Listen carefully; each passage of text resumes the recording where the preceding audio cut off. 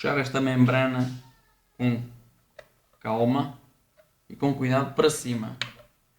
E a bomba sai automaticamente dos O-rings. Assim. Depois basta retirar os dois terminais.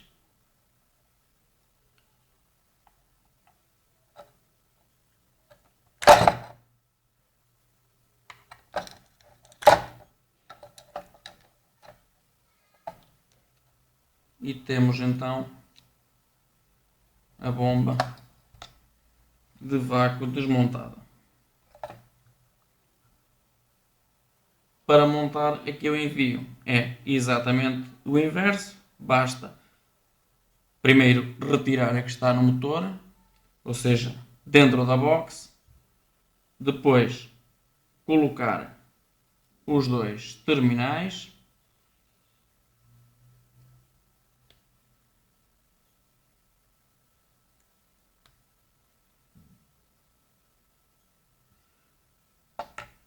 Com cuidado, inserir novamente a bomba dentro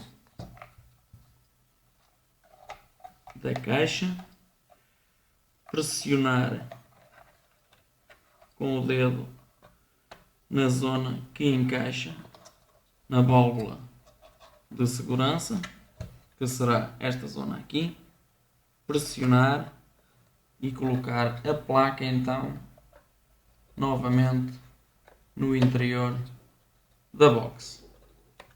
Depois basta puxar os O-rings para fora, assim,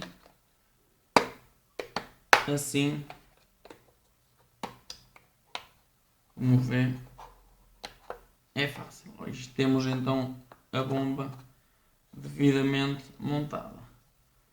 Por fim, colocar aqui tampinha novamente no